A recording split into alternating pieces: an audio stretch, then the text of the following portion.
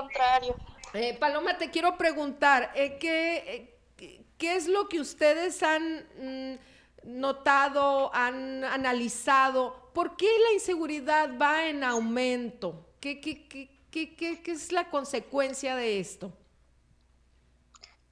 Mira, a nivel Latinoamérica se dio en algunos países un proceso inacabado de transición democrática y en otros se dio retroceso incluso a regímenes más autoritarios, ¿no? Si vemos, por ejemplo, la encuesta Latinbarómetro, los latinoamericanos somos muy a incluso considerar como una opción un régimen autoritario, de incluso con violación a algunos derechos fundamentales mientras se garanticen ciertas cosas.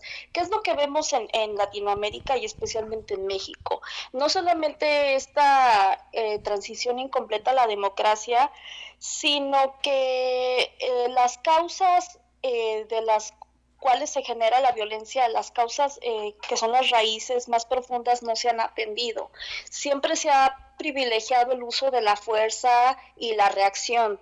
Nosotras en Amazú estamos llevando investigaciones, por ejemplo, de cuál es el papel de las mujeres, no solamente en las fuerzas de seguridad e inteligencia, sino también el papel de las mujeres, por ejemplo, en las organizaciones criminales, que es un proyecto que tenemos en curso. Y es muy interesante ver cómo estos patrones de machismo sistémico han permeado en ambos lados de estos conflictos.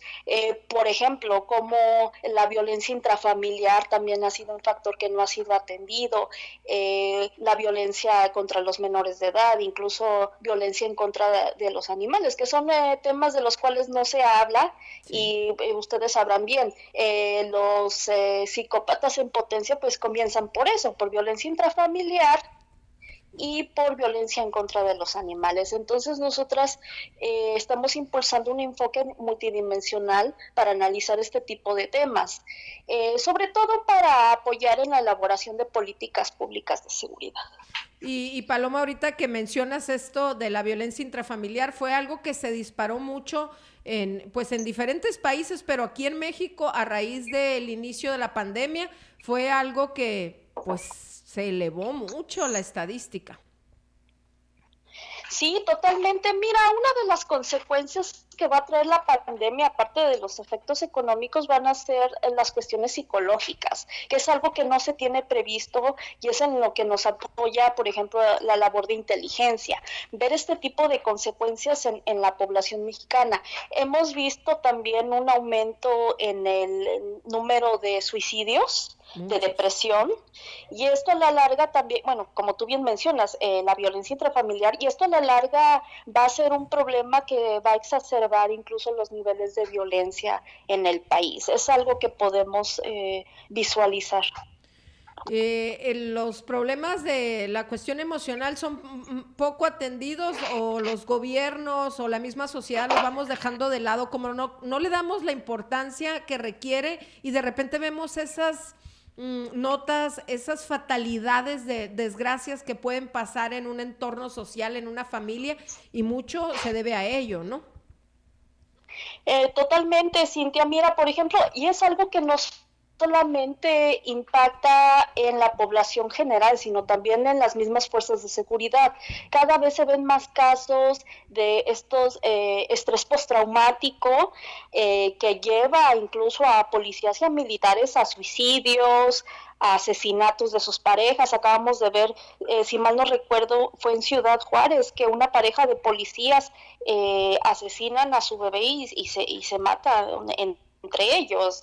Esto se puede explicar a través de este tipo de patrones y como tú bien mencionas, por desgracia en México no se le da la importancia debida a la salud mental y emocional. Entonces no vemos programas ni políticas públicas que atiendan a estos factores y que pueden contravenir, como te decía hace unos minutos, en un mayor margen de violencia.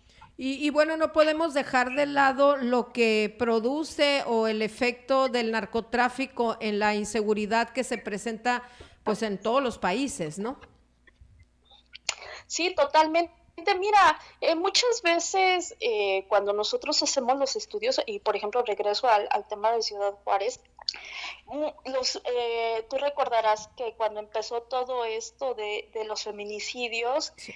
pues se dieron diversos factores, no solamente la cuestión urbana, sino también porque muchas veces las mujeres tenían que salir a trabajar, se veían obligadas a aceptar este tipo de explotación laboral, trabajando en las maquiladoras, dejando a sus hijos solos en casa. Entonces, ¿qué fue lo que pasó años después? Que estos hijos, al estar solos en casa, pues se criaron en la calle, se unieron a pandillas, y fue lo que después de unos años generó mayor violencia e inseguridad.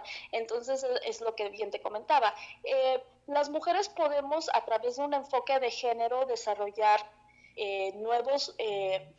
nuevos estudios y colaborar con las políticas públicas del gobierno. Muy bien, pues gracias a Paloma Mendoza Cortés, miembro del Comité de Investigación de la Red de Mujeres en Seguridad y Defensa en Latinoamérica y el Caribe. Seguramente te vamos a volver a molestar en otra ocasión para seguir hablando de este importante tema. Ninguna molestia, Cintia, al contrario, muchísimas gracias por la invitación y pues saludos a todos allá hasta Sonora, unas coyotas. Riquísimas, ¿verdad? Y ahorita que somos Un privilegiados porque está haciendo frío y casi no podemos presumir esta temperatura. Pues ni me digas que yo aquí estoy en Washington y tengo una amiga que es precisamente de Sonora y siempre me presume que le llevan sus coyotas. Entonces, Pues te vamos a tener que mandar unas palomas, ¿eh? Un fuerte Por abrazo. Gracias, igualmente. Gracias.